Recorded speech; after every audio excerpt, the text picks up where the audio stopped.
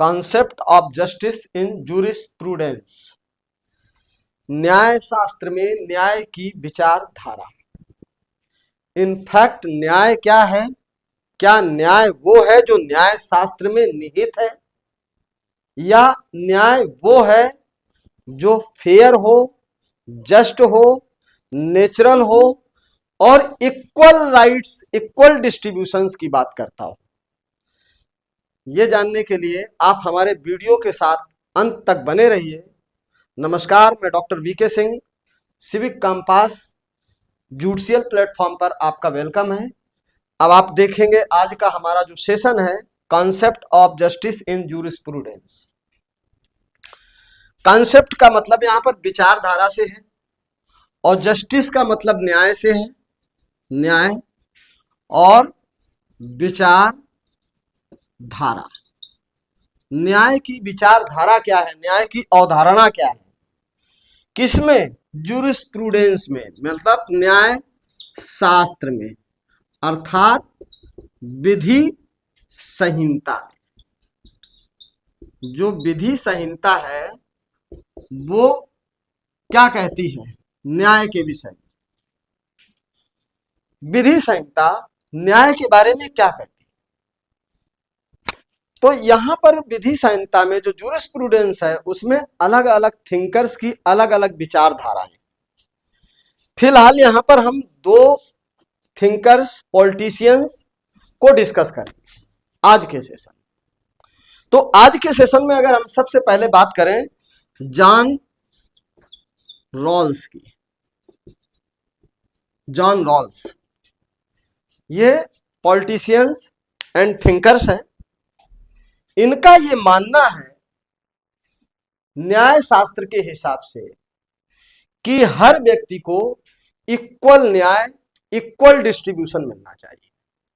इनके हिसाब से principle of justice is this, principle of justice is this, equal distribution and equal right for all. मतलब equality in rem की बात करते हैं। किसकी बात करते हैं? इक्वलिटी इन रेम, कि भाई वो यूनिवर्सल है, सार्वभौमिक है, जो चीज है वो सबके लिए बराबर। जबकि दूसरी तरफ अगर हम एरिस्टोटल्स की बात करें, दूसरे थिंकर्स ये कहते हैं नहीं, इंटेलिजिबल डिफरेंसिया तो होनी ही चाहिए, डिस्क्रिमिनेशन विद वैलिड रीजनेबल, और डिस्क्रिमिनेशन विद रीजनेबल डिस्क्रिमिनेशन तो होना ही चाहिए। आप ऐसे कैसे सभी को एक समान देख लोगे? तो हमने हमारे न्याय शास्त्र की बात अगर हम करें, चाहे हमारा वो कॉन्स्टिट्यूशन ऑफ इंडिया जो हमारा सबसे सुप्रीम लॉ है, या हम उसको सुप्रीम जो विधि संहिता कह सकते हैं, तो वो जो है डिस्क्रिमिनेशन की बात करता है, जिसको हमने आर्टिकल 14, 15, 16 में भी पढ़ा। जब ये राइट टू इक्वलिटी की बात कर रहे होते हैं, राइट टू इक्वलिटी ये है 18 तक, तो यहां पर हम 14, 15, 16 को जब मेनली डिस्कस करते हैं तो 14 कहता है all are equal before law, all are equal before law, कानून की नजर में सब एक समान। ठीक बात है, इक्वलिटी बिफोर लॉ। लेकिन इसमें 5 ग्राउंड दिए कि भाई आप कास्ट, सेक्स, इनके बेसिस पर डिस्क्रिमिनेशन नहीं करें। वहीं जब हम आर्टिकल 15 पढ़ते हैं तो 15 भी 5-7 ग्राउंड देता है कि कास्ट, रेसेस, बर्थ, प्लेस, भाषा, इनके आधार पर आप डिस्क्रिमिनेशन नहीं करेंगे, लेकिन इंटेलिजिबल डिफरेंसिया का यूज जरूर करेंगे। तभी फेयर, नेचुरल जस्टिस होगा, जो कि आरडी अल्ट्रम पार्टम भी कहता है, जो लीगल मैगजीम है आरडी अल्ट्रम पार्टम, कि भाई दूसरे की भी सुन तो लो, दूसरे की स्थिति परिस्थिति देख तो लो, तभी तो वो फेयर जस्टिस होगा। तो यहां पे आर्टिकल 15 डिस्क्रिमिनेशन की बात करता है। Article 15 class 3 sorry third class 4 class 5th, article 15 class 3rd class 4th and class 5th। ये कहते हैं ऐसे कैसे सब एक समान है, जो अरिस्टोटल्स ने भी कहा है। अरिस्टोटल्स की भी यही विचारधारा है, अरस्तु की, महान थिंकर, महान दार्शनिक। ऐसे कैसे सब एक समान, सब एक समान हो ही नहीं सकते। जहां जॉन रॉल्स कहते हैं कि सभी को इक्वली ट्रीट किया जाना चाहिए, ये कहते हैं एब्सोल्युटली, अरस्तु कहते हैं absolutely all are should be treated equally, but equal person should be treated equally and unequal to unequally. इन्होंने कहा कि जो इक्वल पर्सन है, जो समान रूप से जो है समान है, एक समान है, वो तो एक समान ट्रीट होने चाहिए, और जो अनइक्वल हैं उनके साथ अनइक्वल ट्रीटमेंट होना चाहिए। अब ये वाली बात समझ में नहीं आ रही होगी। कैसे नहीं समझ में आ रही है? तो article 15 class 3rd class 4th class 5th में इसको जो है डिफाइन किया गया अच्छे तरीके से, कि जहां एक तरफ आर्टिकल 15 ये कहते हैं कि हम किसी के साथ जाति के आधार पर, रंग के आधार पर, भाषा के आधार पर, उसके जन्म के आधार पर, उसके लिंग के आधार पर भेदभाव नहीं कर सकते हैं, और प्रोहिबिटेड है, वर्जित है। अगर इसके आधार पर कोई भेदभाव करेगा तो वो क्या होगा? पनिशेबल ऑफेंस होगा।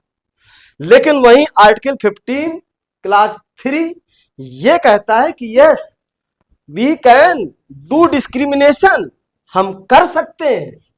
कब? जैसे कि आर्टिकल 15 क्लास 3 में वीमेन एंड चिल्ड्रन के लिए स्पेशल प्रोविजंस दिए हुए हैं कि हम इनको स्पेशली प्रिवेल करेंगे। स्पेशली मतलब औरतों और महिलाओं और बच्चों के लिए स्पेशल प्रोविजन है कि भाई इनको स्पेशल ट्रीटमेंट मिलना चाहिए। ये क्या है? यही तो है इंटेलिजिबल डिफरेंशिया। फिर आर्टिकल 15 क्लास 4 भी यही कहता है कि भाई इनको हम जो है कैसे कैसे प्रिवेल करेंगे, इनको हम देंगे अपॉर्चुनिटी कि किसको? जो इकोनॉमिक वीकर सेक्शंस हैं, SC ST हैं, इनको हम पुशअप करेंगे, प्रमोट करेंगे। बाकी जो इकोनॉमिक्स बैकवर्ड सेक्शंस हैं उनको हम एजुकेशन में रिजर्वेशन देंगे। ये कहां पे कहा है? Article 15 class 5। Same article 16 class 4A and 4B में भी यही बात कही है। 4A 4B में, जबकि आर्टिकल 16 क्या कहता है? Equal opportunities in job for all, job में सभी को इक्वल अपॉर्चुनिटी होगी। अब इक्वल अपॉर्चुनिटी होगी तो कैसे हो पाएगी? एक बच्चा प्राइमरी स्कूल में पढ़ा है, एक बच्चा संसाधन के अभाव में पढ़ा है, एक बच्चा उस समाज से आता है जो ऑलरेडी एक्सप्लॉइटेड है और बहुत सारी चीजों से डिप्राइव्ड रहा है वर्षों तक, तो उसको एक जो है जो साधन संपन्न व्यक्ति है उसके साथ उसको कैसे कंपैरिजन कर सकते हैं? तो वो कंपैरिजन, वो भी कंपटीशन में आए, एडिक्वेट रेशियो में आए। एडिक्वेट रेशियो, उसकी रिप्रेजेंटेशन, एडिक्वेट रिप्रेजेंटेशन को तय करने के लिए हमने आर्टिकल 16 क्लास 4A में क्या दिया? इनको रिजर्वेशन दिया कि भाई तुम एक काम करो, अगर तुम चूंकि उतने तमाम संसाधन आपको नहीं मिल पाए हैं और वो संसाधन के अभाव में जो आप पीछे रह गए हैं, उसकी वजह से हम आपको ये रिजर्वेशन दे रहे हैं, आपके रिजर्वेशन कोटे में आपको जॉब मिलेगा। और जो सीट बच जाएंगी, मान लीजिए रिजर्वेशन कोटे में सीट पूरी नहीं हुई, कुछ सीटें आपकी बच रही हैं, वो आपकी सीट आगे कैरी फॉरवर्ड हो जाएगी। ये कहां दिया है? 4B में, आर्टिकल 16 क्लास 4B में, कि वो सीटें कैरी फॉरवर्ड होती रहेंगी। मान लीजिए कि इस बार जो है 10 सीटें SC की भरनी थी, SC ST की, इसमें 5 ही भर पाई, 5 बाकी रह गई, तो ये 5 नेक्स्ट टर्म के लिए कैरी फॉरवर्ड हो गई, फिर नेक्स्ट कैरी फॉरवर्ड हो गई। तो ये सीट जो है not more than exceeded to 50%, 50% से ज्यादा एक्सीड नहीं करनी चाहिए। अगर ये 50% तक अगर एक्सीड करती है तो क्या होंगी, ये कैरी फॉरवर्ड होती रहेंगी। तो यहां पर डिस्क्रिमिनेशन की बात कही गई है। नेचुरल प्रिंसिपल, नेचुरल जस्टिस के प्रिंसिपल को इस्टेब्लिश करने का प्रयास किया गया है। तो यहां पर जो न्याय शास्त्र में जो न्याय की विचारधारा है वो जॉन रॉल्स के हिसाब से, तो ये जॉन रॉल्स तो ये कहते हैं कि भैया सबको इक्वल ट्रीटमेंट मिलना चाहिए, चाहे वो कोई भी हो। अब चाहे वो कोई भी हो तो फिर कोई भी में कैसे, अब मान लीजिए कि एक बच्चा है, एक नौजवान है और एक जो है बुजुर्ग है। अब मान लीजिए 6 रोटी है, बुजुर्ग केवल 1 रोटी ही डाइजेस्ट कर सकता है,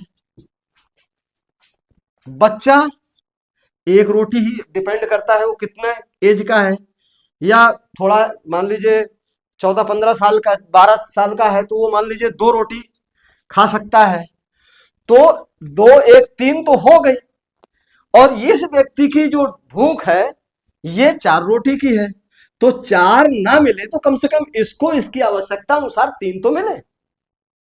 Am I right or wrong?